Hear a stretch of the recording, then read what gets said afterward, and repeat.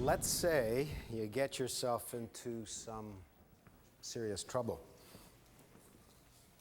Let's say it's something criminal rather than commercial. Who you gonna call? You're gonna call Eddie because he's the best and everybody knows it. Last year he gave us a very droll but very incisive talk about the majesty of our court system as expressed in some strip malls in Mississauga. He was so good we had to have him back. Luckily enough he's agreed. This time I think he may play the piano. Eddie Greenspan.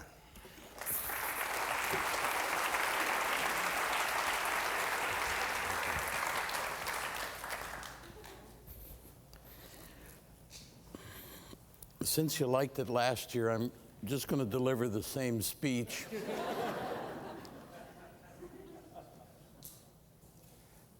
You know, I picked up the program and I noticed that I'm the 54th speaker of 55 speakers.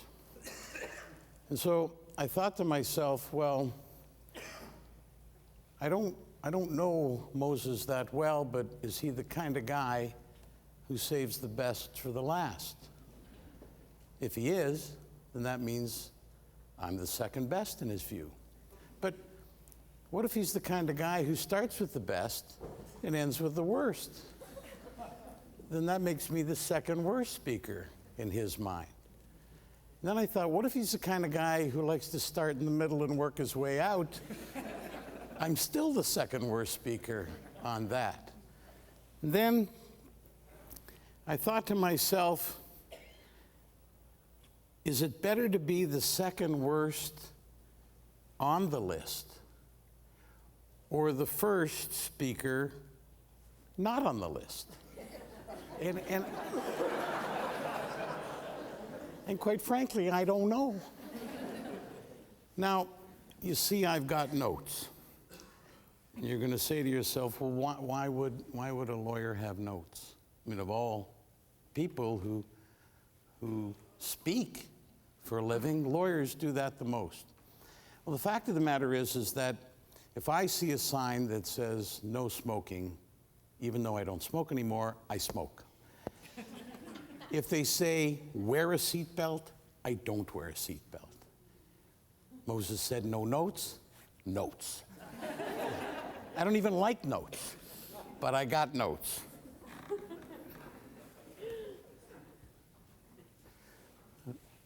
I'm looking at a piano here, and it breaks my heart every time I look at a piano and think about all the money my mother wasted on teaching me lessons that I never learned. I've got something I want to talk about tonight. I've got this year's concern, and I want to raise it with you. You know, a great enemy of truth is not the lie. Very often it's not the lie. Very often it's not deliberate or contrived or dishonest, but it's the myth. And the myth is persistent and persuasive. Too often we hold too fast to cliches that we enjoy the comfort of opinion without the burden of thought. And myths are useful because they provide us with something that seems to make sense. They're widely accepted. They give you a theory of events. And what I want to talk about tonight are the myths and the realities of crime. It's the myths that scare the hell out of the people. It's the myths that misshape the public's perception of crime into a serious misperception of crime. And I'm going to look at 12 crime myths, in fact, 12 lies, because the myths are perpetuated by lies, and there are 12 basic myths, and at least 11 of them are all basic lies. And I want to show you that almost everything that you think you know about crime and punishment is simply untrue. First, I want to look at homicide. And so, myth number one. It's amazing that I have a spontaneous idea and it spontaneously comes up on the screen. Okay? I mean, I just thought of this about 20 minutes ago. Myth number one, since capital punishment was abolished in 1976, the incidence of homicide has increased in Canada. This is a lie. This is a myth. In fact, the homicide rate in Canada has declined since capital punishment was abolished in 1976. In the year 2000, there were 542 homicides in all of Canada, 160 less than in 1975. That's 1 year before we abolished capital punishment. And in the year 2000, we had a much larger population in Canada than we did in 1976. Myth number two. Most homicides are committed by strangers. The fact is that over the last decade in Canada, only 17% of homicides were committed by strangers. 83% of homicides were committed by spouses, a parent, other family members, or acquaintances. And the truth is, and it's a real truth, is that your odds of winning the lottery in Canada are better than your odds of getting murdered by a stranger when you walk down the street. That's a fact. Myth number three. Homicide rates are as high in Canada as they are in the United States. Utterly false. Homicide per capita rates in Canada are generally 3 to 4 to even 5 times lower than the per capita rate of homicide in the United States. Myth number 4. Firearms are almost always used to commit murder. That's completely wrong. In fact, less than 1/3 of all homicides are committed with a firearm. The weapon of choice is not, has never been, the firearm in Canada. So let's talk about some myths about violent crime. Myth number 5. Violent crime is on the rise in Canada, and violent crime accounts for approximately half of all crimes recorded by the police. Well, the reality is quite different. Violent crime is going down. Of the 2.4 million criminal code incidents reported in the year 2000, 13% were violent crimes. 13%. That means 87% of all reported crimes in Canada are not violent-related crimes. They're welfare fraud, they're theft, property stuff, nothing to do with violence. Myth number 6. Violent offenses are the most common type of offenses heard by adult criminal courts. That's false. 20% of all the adult cases in 1998 and 1999, these are the latest statistics, are violent offenses. And 60% of those were for minor assaults. Less than 1% involved homicide or attempted murder. Nonviolent cases comprised 80% of all crimes tried in Canadian courts. Myth number 7. Most violent crimes involve weapons. Well, just like the statistic on murder, 1 violent incident in 7 involves a firearm, a knife, a blunt instrument, or other piercing or cutting objects. 1 in 7. The rest, pushes, fists. Now, in the area of conviction and sentencing, myth number 8. The majority of adult criminal court cases do not result in conviction. That's false. The majority of adult criminal court cases result in conviction over 90% of the time. Myth number 9. Canada imprisons fewer criminals than most other countries. False. In fact, next to the United States, we're the leader in Western democracies in incarcerating people. We're famous in criminology circles for over-incarcerating people. Myth number 10. The public believes that courts are too lenient on offenders. Now, this is the one myth that's true.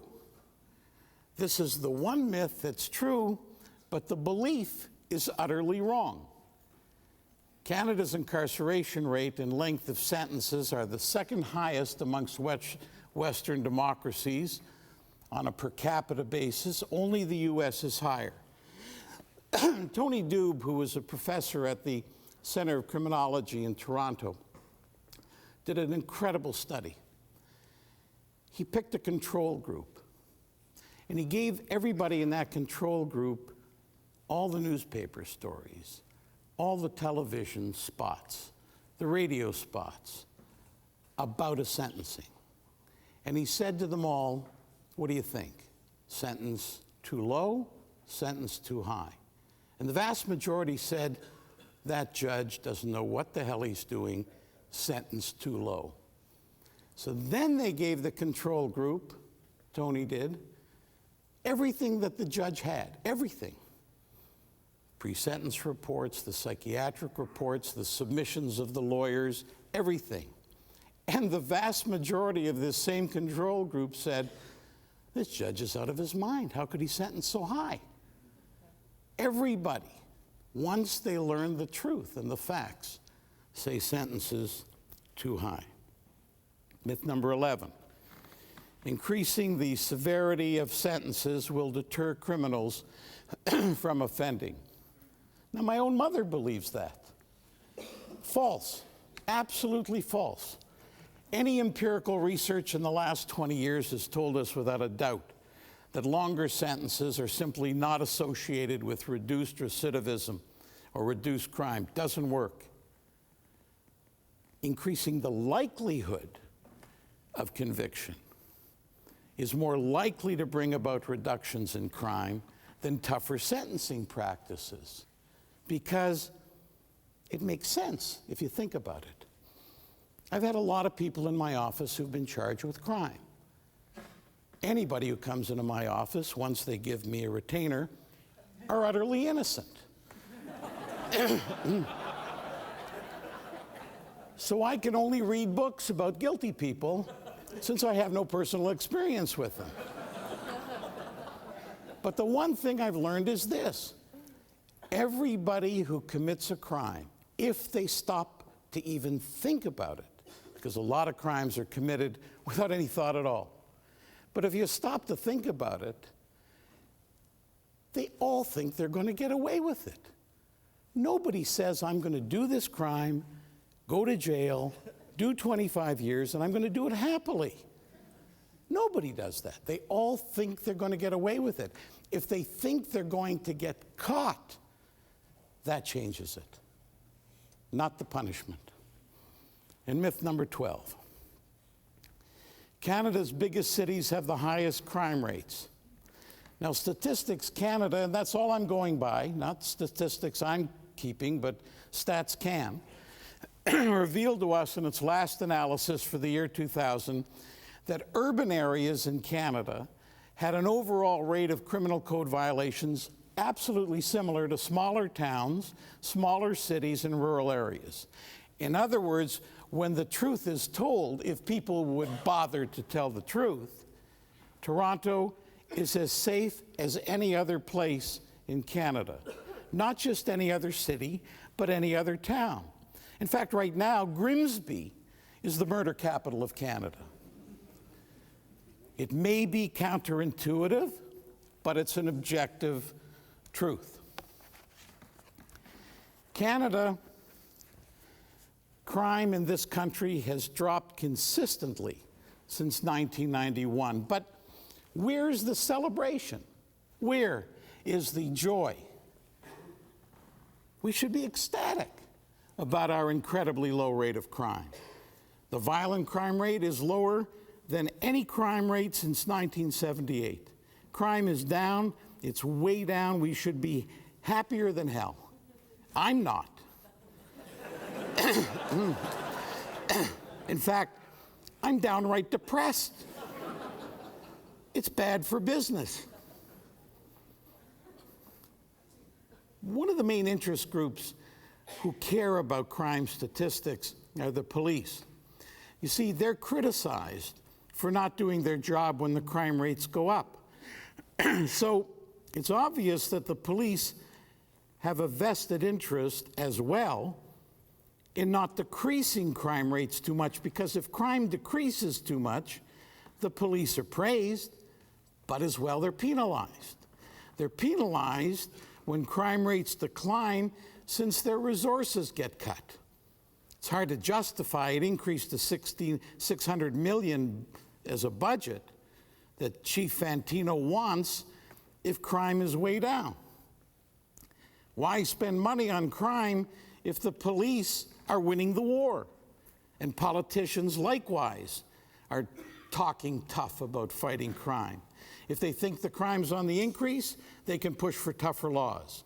And this makes it look like they're trying to protect us, and therefore creates the impression that they're doing their jobs effectively. But one of the risks is if they push too hard and say that crime's on the increase, people might say, well, maybe it's time for some new politicians. They're not stopping the problem. It took John Mitchell, the Attorney General of the United States under Richard Nixon, before he went to jail. Not Nixon, Mitchell. To solve this difficult problem of trying to reconcile, in order to pacify the people, the simultaneous decrease and increase. You need the decrease to show you're doing your job, but you need an increase to get more money. So he proclaimed the following index: a decrease of increase of crime index. That was the victory in the fight against crime. It's fantastic because it doesn't threaten the continued existence of the bureaucracies formed to fight crime, since the battle appears to have been won, but not the war. A decrease of increase, of course, is nothing but a net increase. Imagine somebody in debt triumphantly announcing year after year that his debts are increasing, but at a decreasing pace. In Toronto, we're not as sophisticated as John Mitchell. Violent crime, I'm telling you, is way down. Murder is way down. Crime has dropped consistently since 1991. And so we go to our chiefs of police with these indisputable facts. And what do they say? Former Chief Bill McCormick said, they say crime is on the decline. I don't believe it. All of a sudden, statistics aren't reliable.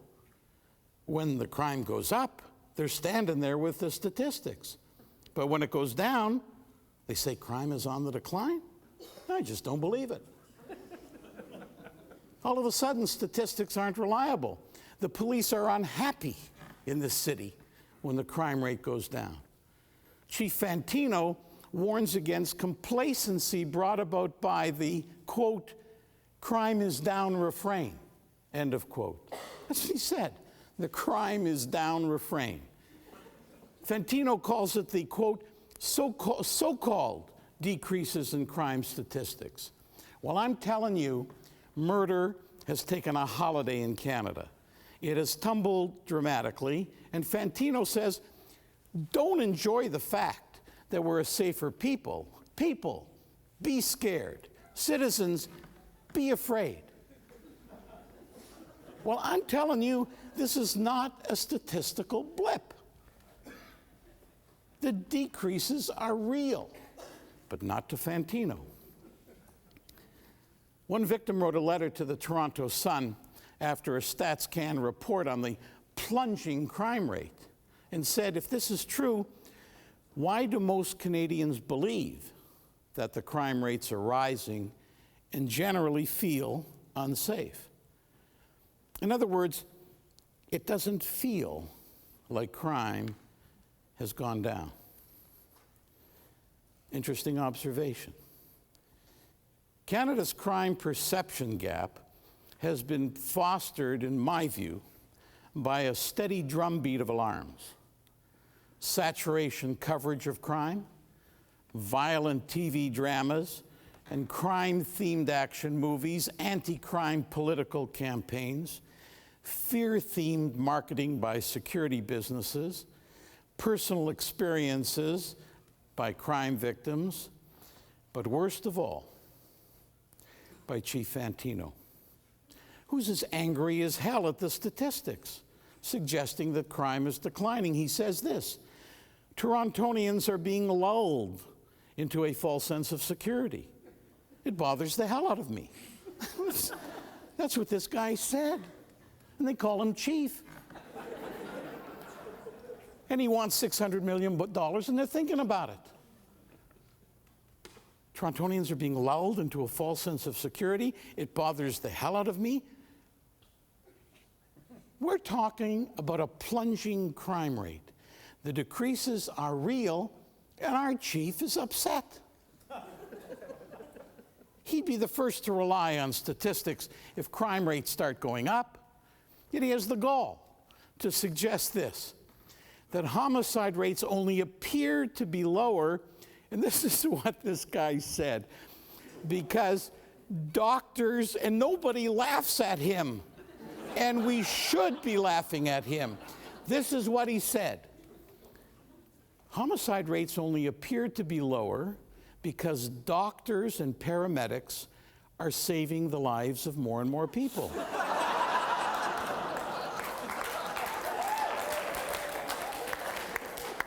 He said that at a Tory dinner and nobody laughed. He's saddened by the fact that the medical profession is getting in the way of his statistics. Never mind if there had been better medicine 100 years ago, less people would have died then. And the homicide rate would have been lower then. He calls the statistics rhetoric. And so he scares the hell out of the people. Why? Because he wants police helicopters. He wants $600 million to deal with crime. When things are clearly better, when fear rationally should be decreased in all of us, he should be the first to say, great, the city is safer. He could even lie a little and take credit for it. I could live with that. But no, he wants money and he wants power. He can't get it if crime is down. He can only become more powerful if he keeps that fear level high. Emil Durkheim hit the nail on the head when he said a century ago that our perception of crime will remain constant even in a society of saints. And Chief Fantino goes on, he's great to quote. In his irresponsible, unbelievable state of anger, it's almost as if we've developed a tolerance for crime, that we should be happy. He said this, that we should be happy that fewer people were murdered last year than the year before.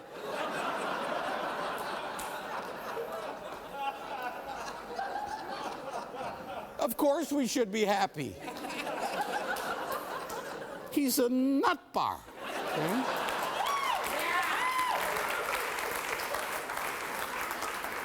Things are just getting better. They're getting better in Toronto. He says, any tolerance of crime is unacceptable. Well, I think George F. Will put it best when he said, we should have zero tolerance for zero tolerance. Zero tolerance is nonsense. It's my thesis that when we look at the entire range of human history, it becomes apparent that crime in general has subsided, never to reach those earlier heights again. When we look at the biblical origin of humankind, Adam, Eve, and Cain committed terrible crimes. And after Abel was killed, all survivors, or 75% of the first human beings, had criminal records.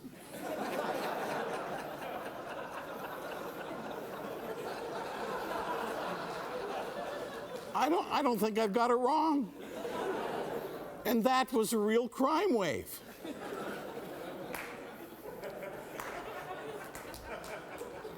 And so it seems to me that in spite of all the righteous claims to the opposite, crime is down, way down. Realistically, it's much more correct to state that crime has always existed and there always will be crime. So I want to ask you a question. 3 minutes. 2 minutes. 3 minutes.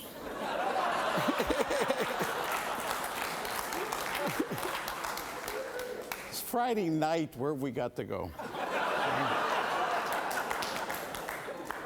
How many of you think that this year, to this day, there's been more than 50 homicides in Toronto? How many think that? Just put up your hand. More than 40 homicides to this day. More than 30. More than 20. 12. 12. 12. Fantino doesn't like this. Imagine Michael Budman selling 12 pairs of Root shoes. 12 is a joke. The number is so low, for all intents and purposes, it's non-existent. Chicago, which is comparable in size to Toronto, also has a lower crime rate, and right now they've got 249 homicides. Years ago, the president of the International Chief of Police, when he was in Toronto, was told that our homicide rate annually was 60 murders. He thought he had died and gone to heaven. But Fantino continues to frighten the hell out of the citizenry. You give him a happy ending, he'll create a new disaster story. The more things improve, the more pessimistic he becomes. Despite the mammoth decrease in crime, he's managed to convince us that just about every young Canadian male is a potential mass murderer, a rapist, or a carjacker. He knows that fear is propelled by what he says, and he can tap into our insecurities. And as long as he manipulates the population in a way that alarms them about crime, he can get people worked up about issues that shouldn't be of great concern. He can make you afraid of your own neighborhoods that are actually safe. But he's not alone. The media helps him, politicians help him. Fear-mongering is nothing new, but it's no less dangerous and it's still irresponsible. The fact is that crime rates have nothing to do with tougher laws. Crime rates have nothing to do with higher sentencing. The fact is crime goes up and crime goes down.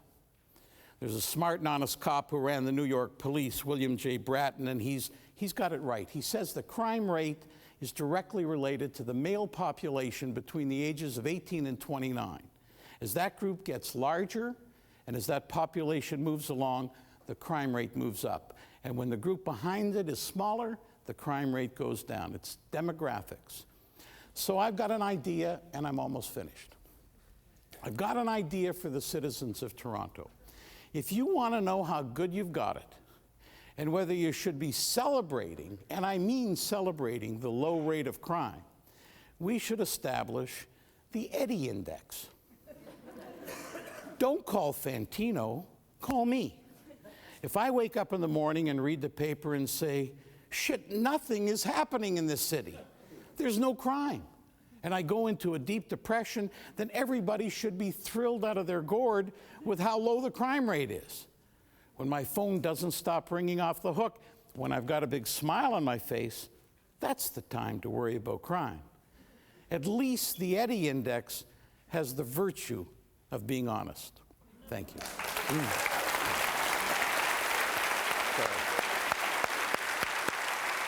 You're a bad boy. You're a bad boy.